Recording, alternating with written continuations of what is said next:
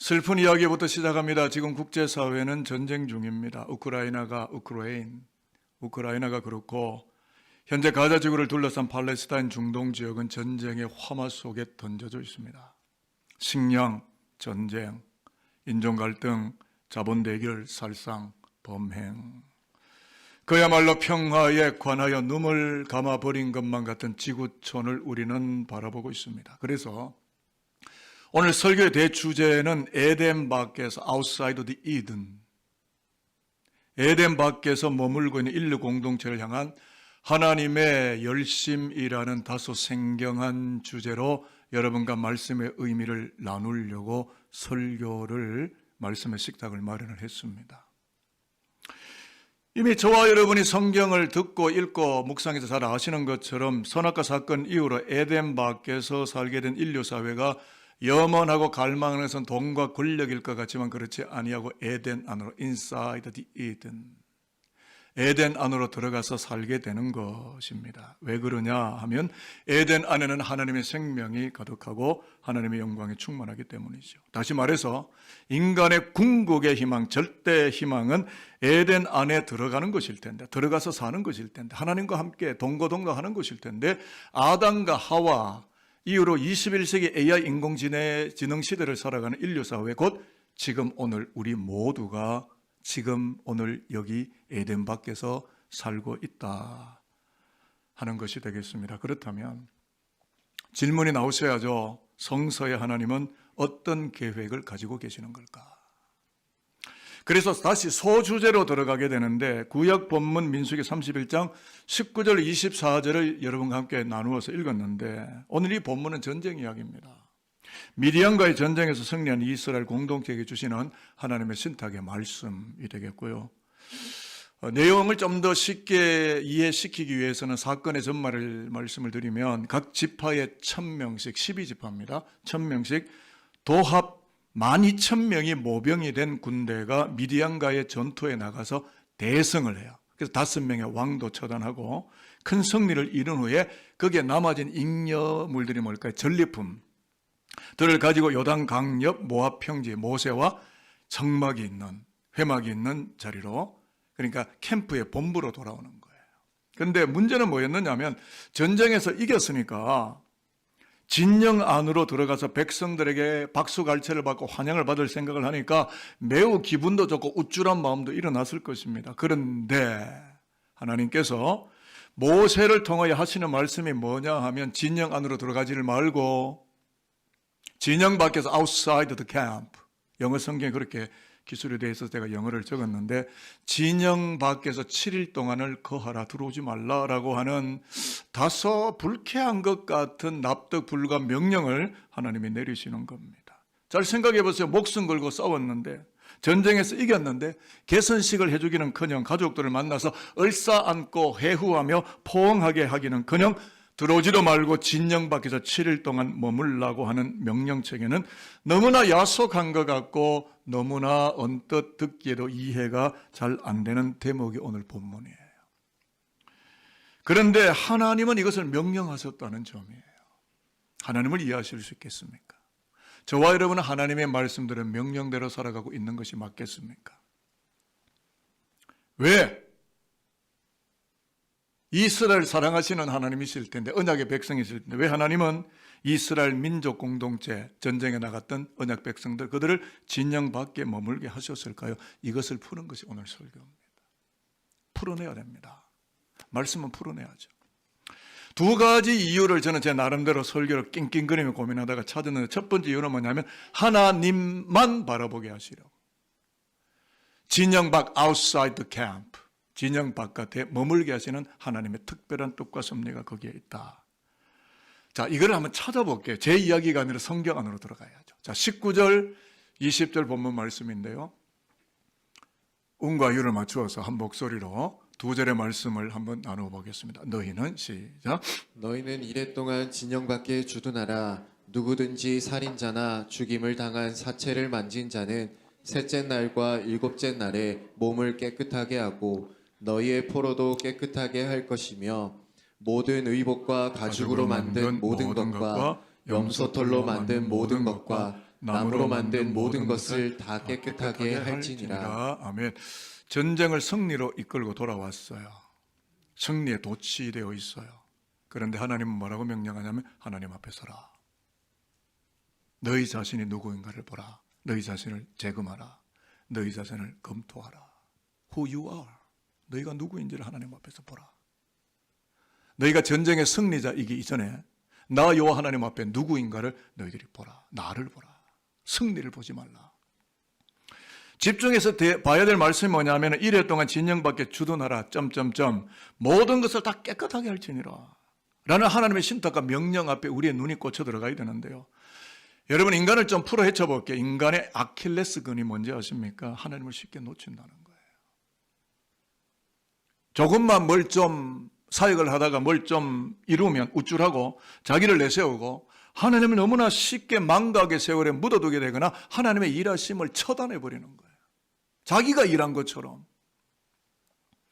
오늘 이스라엘이 승리에 도취되어 진영 안으로 들어와서 축제 카니발을 벌였다고 한다면, 만약에 그렇다면 자신들이 대단하여서 승리하였다고 자만에 빠지게 되면서 전능하신 하나님의 영광의 그림자와 그 발걸음을, 하나님 존재 자체를 놓치게 돼요. 여러분, 하나님을 잃어버리고 놓치는 순간 인간이든 공동체든 국가든 위기가 몰려오게 되고 자신들이 누구인지에 대한 영적인 시야를 놓쳐버리게 돼요. 그래서 진영 안으로, 캠프 안으로 들어오기 전에, 인사이드로 들어오기 전에 너희 자신들이 누구였는지를 검토하라는 명령을 주시는데요. 그렇습니다, 여러분. 참으로 대단한 일을 이루었다 하나, 이루었을지라도 인간 본연의 자리에 있어줘야 하고 하나님이 하나님 되심을 바라보는 시선을 놓치지 않아야 한다. 그래서 너희들이 캠프 바깥에 7일을 머물고 너희 자신을 보아라 라고 명령을 주신 건데요. 제가 좋아하는 영어 단어가 있는데 요약본을 드린다면 하나님을 하나님 되게, 인간을 인간 되게. Let God be God, let man be man. 하나님이 영광을 받으시는 구조가 되고 인생들은 그 하나님 앞에 꿇어 엎드려 아무리 승리했을지라도 죄인과 같은 모습으로 부족한 인생으로 하나님의 하나님 되심을 바라보게 하여서 다시금 전열을 가다듬게 하기 위해서, 질서를 다시금 제자리로 가다듬게 하기 위해서 outside the camp, 진영 밖에서 머물라. 저는 이민 목회를 했습니다. 이민 목회는 한국 목회보다 몇 곱절 어렵습니다. 오늘 이민 목회 현장에 오신 분들 여기 앉아 계시는데 이민 목회 중에 교회 사찰 집사는 아무도 없습니다. 다 교인들이 합니다. 교회의 기물, 물품을 도맡아 놓고 수리하던 강장노님이라는 분이 계셨는데 저하고 나이가 거의 같아요. 전기, 목재, 마이크, 에어컨, 부엌, 출입문 이렇게까지 문제가 생겼다면 정말 어디서 나타난지 나타나서 척척 수리를 해내는 숙련공이에요. 근데 제가 참 재미있는 장면을 보게 됐는데 그게 뭐냐면 연장을 쓰고 나면 자신이 몰고 다니는 벤 차량 안에 있는 연장거리에 톱, 망치, 드릴 등등 사용했던 모든 도구를 제자리에 걸어두는 것을 보면서 목회자로서 깨달은 게 있어요. 그게 뭐냐면 모든 일을 끝마친 연장들이 주인이 다시 써줄 때까지 제자리에 걸려 있어야 하듯이 우리 인생도 쓰임받은 후에도 제자리에 걸려 있음이 아름다운 것이다. 자기가 멋져지려고 뽀대나게 보이려고 그 자리를 이탈하는 순간 주인은 연장을 잃어버리게 되고 쓸 수 없게 되는. 여러분, 그냥 무겁게 질문합니다. 혹시라도 저와 여러분 산도레라는 진영 캠프 안으로 들어가서 높임을 받으려고, 자기를 제세하려고, 박수갈채를 받으려고 하는 자리에 자리를 이탈해서 앉으려고 하신 적은 없으십니까? 있다면 자기 자신을 한번 돌아보세요. 여러분, 전쟁이 끝났으면 하나님이 개입해서 하나님의 승리를 맡기셨으면, 쓰임을 받았으면 제자리로 오셔야죠. 그런데 하나님의 자리에 앉으려고 아득바득 애를 쓰고 힘을 쓰면 그는 하나님을 하나님 되시게 하지도 못하고 인간 본연의 자리에 이미 이탈하는 이탈 병력이 되고 탈주병이 되는 겁니다. Let God be God. 그게 가장 아름다운 그림입니다. 하나님이 하나님 되시게 될 때에 하나님의 영광이 이스라엘 위에 가득해지는 것은 너무나 명약관한 사실이 아니겠습니까? 그것이 하나님의 축복의 구조요, 스트럭처입니다. 그래서 저는 축복합니다. 진영 밖에서, outside the camp, 진영 밖에서 하나님을 철저하게 바라보면서 나 자신이 누구인가를 발견하고 내가 있어야 될 바로 그 자리에 걸려 있으셔서 천국에 도달할 때까지 항구적 승리와 구원의 은총에 막강하게 이끌려 나의 능력은 요만큼이죠. 하나님의 능력에 이끌려 더 큰 능력을 발휘하며 이 땅 가운데 그리스도의 역사를 편집하는 믿음의 순례자들이 오늘 예배하는 저와 여러분이시기를 주의 이름으로 축복하도록 하겠습니다. 또 하나 이야기하면 설교는 끝이 나는데 두 번째 이유는 이스라엘이 항상 성결하여서 하나님의 승리가 여전하기를, 지속되기를, 계속 보여지기를, 그 승리가 마감되지 않기를, 그 승리가 계속되게 하기 위해서 하나님은 무엇을 요구하셨냐면 성결. 다시 말하면 성결이 민족의 뿌리가 되게 하는 거죠. 이게 이스라엘입니다. 자, 23절 화면 보실까요? 불에 견딜 만한, 같이 읽습니다. 시작. 불에 견딜 만한 모든 물건은 불을 지나게 하라. 그리하면 깨끗하려니와 다만 정결하게 하는 물로 그것을 깨끗하게 할 것이며 불에 견디지 못할 모든 것은 물을 지나게 할 것이니라. 아멘. 레위기 11장 8절에 보면요, 레위기 율법은 뭐라고 이야기하냐면 시체를 만질 수 없다. 그런데 전쟁에 가서 수많은 시체를 만졌어요. 승리는 하였지만 매우 불결하고 깨끗이 못한 상황 속에 놓여집니다. 그래서 모든 물건을 불로 태우든지 붉은 염소를 태워서 만든 물로 깨끗하게 세척하고 헹궈내고 클렌징해서 그런 다음에 하나님이 명령하실 때 진영 안으로 들어오라. 제가 말씀을 묵상하다가 찬송가 274장 나 행한 것 제뿐이라는 이 찬양이 갑자기 가슴 속에 들어와서 제가 이것을 오늘 여러분에게 찬양하려고 준비를 해왔어요. 나 행한 것 제뿐이니 주 예수께 비었기는 나의 몸과 나의 맘을 깨끗하게 하옵소서. 물 가지고 날 씻든지 불 가지고 태우든지 내 안과 밖 다 닦으소. 내 모든 죄 멸하소서. 제가 좋아하는 찬송이고 제 고백이에요. 나같이 불결한 자가 강단에 올라서 말씀을 전하다니. 늘 참회와 위안을 할 때마다 제가 무슨 기도하는지 아십니까? 하나는 나는 추잡하고 더러우니 주의 말씀을 옮길 만한 자격이 없는 자이니 이 시간 강단에 설 때 나를 주의 피로 씻어 성결하게 해 주십시오. 그리고 제가 반드시 설교합니다. 한 번도 잊어버리지 않습니다. 여러분, 인생 뭐가 문제죠? 죄가 문제죠.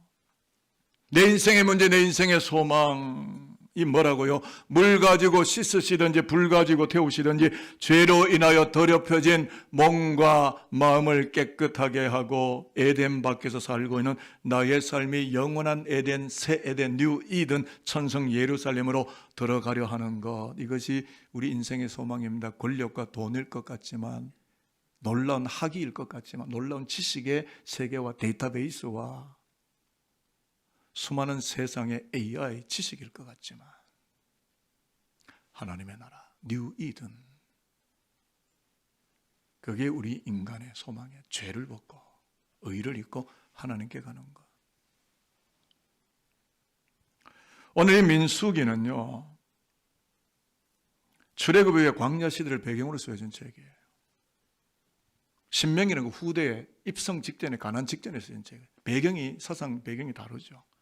뭘 말씀하느냐, 광야를 지나가면서 수많은 이방 민족들을 만나고 전투하게 되는데 전쟁에 능하신 여호와 하나님께서 승리를 주시게 되는데 그때마다 눈에 드러나 있는 뾰족한 뿔과 같은 승리만 바라보는 것이 아니라 그 승리보다 그 승리를 주신 하나님 앞에 성결한 삶이 뿌리가 되어 있어야만 그 승리가 지속될 수 있을 것이라고 하는 여호와 신앙을 학습하시는 하나님의 말씀이에요. 좀 더 심하게 해서 저를 따라해 보겠습니다. 우리에게 부족한 것은 우리에게 부족한 것은 능력이 아니고 성결입니다. 능력이 아니고 성결입니다. 여호와 앞에 성결하면 여호와 앞에 성결하며 승리가 열리고 승리가 열리고 구원과 생명의 길이 열리게 될 것입니다. 구원과 생명의 길이 열리게 될 것입니다. 이제 거의 설교 끝머리까지 오셨는데 제가 그래서 이제 질문을 드려볼게요. 서두에도 말씀드렸지만 인류 공동체가 에덴 밖에서 살게 되는 것이 저주일까요? 구원일까요? 쫓겨났으니까 저주입니까? 에덴으로 돌아갈 구원의 여망이 남아 있는 것일까요? 성경은 성경으로 풀어야 합니다. 성경을 잘 보시면 하나님께서 범죄한 아담 하와에게 가죽옷을 지어 입히신 후에 에덴 밖에 머물게 하신 것이 하나님의 뜻인데 그 가죽옷을 입혀서 내보냅니다. 가죽옷은 어린 양 예수의 피 흘리심과 희생으로 만들어진 성결의 옷을 상징하고 예표하는 거예요. 그러니까 그러므로 예수의 피를 뜻하는 가죽옷을 입고 그 피를 힘입어 에덴으로, 새 에덴으로 곧 하나님의 캠프 진영으로 들어가게 하려고 기다리는 에덴 밖에서의 삶, 다시 말하면 곧 우리가 오늘 이 땅에서 살아가는 이 땅에서 삶은 절망과 저주의 삶이 아니라 구원이 예비되고 있는 희망의 땅이며 소망이 익어가는 은총의 땅이다. 지금 이 땅에 사는 나의 삶이 저주입니까? 아니면 희망의 여정입니까? 하나님과 내가 어떻게 말씀으로 접촉되어 나의 삶을, 나의 인생을 해석하는 해석의 원칙은 달라지게 되는 거죠. 저와 여러분은 은총의 길을 걷고 은총의 땅을 살아가고 있는 것이 맞습니다. 비록 죄 가운데 있지만. 오늘 히브리서 13장 12절 13절에 그 말씀을 동일하게 하는데요. 이 말씀 읽고 이제 정말 마치려고 합니다. 그러므로 시작. 그러므로 예수도 자기 피로써 백성을 거룩하게 하려고 성문 밖에서 고난을 받으셨느니라. 그런즉 우리도 그의 치욕을 짊어지고 영문 밖으로 그에게 나아가자. 자, 12절 13절 읽으셨는데 11절에도 보면은 무슨 말씀이 나오냐면 구약시대 대제사장들이 대속 제물인 짐승을 어디로 데려갑니까? 영문 밖으로 outside the camp. 영어 성경에 그렇게 나옵니다. outside the camp, 영문 밖으로 끌고 나가서 어떻게 해요? 태워서 희생하고 불사르듯이.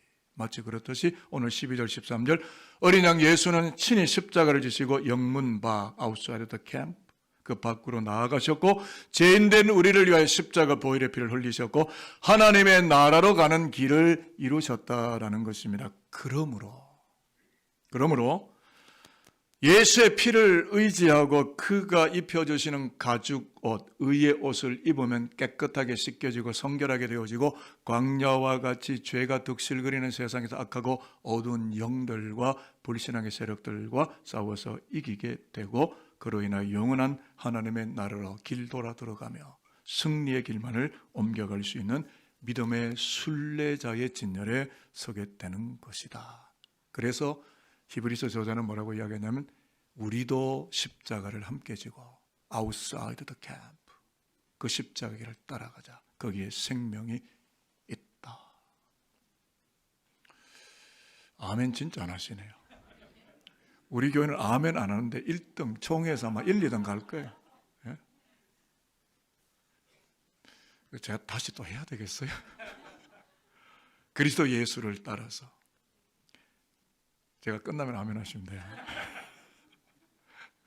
영문 밖으로 발음도 안 돼. outside the camp 영문 밖으로 나아가서 그분의 십자가의 죽음에 참석하고 동참함으로 영원한 하늘의 생명을 이루고 구원을 완성해가는 길 도상에서 믿음의 순례자로 승리하는 산돌교회 저와 여러분 다 되시기를 주의 이름으로 축복합니다. 고맙습니다. 아멘을 잘 해주셔서. 이제 말씀을 마칩니다. 간곡한 마음으로 권면하고 축복합니다. 죄악으로 점철된 우리가 진영 밖으로 나아가신 예수의 십자가를 잘 따라가서 우리의 죄를 토설하고 깨끗하고 성결하게 씻겨지고 세척이 되어서 우리에게 맡겨진 가야 할 길 순례자의 길을 잘 끊임없이 걸어가서 복음을 완성하고 복음을 승리의 길로 결론을 맺게 되는 길의 승리자, 구원의 완전한 승리자, 오늘 3부 예배 나오신 우리 모든 믿음의 교우들, 산돌의 그리스도의 백성들이 될 수 있게 되기를 주의 이름으로 축복합니다. 기도하겠습니다.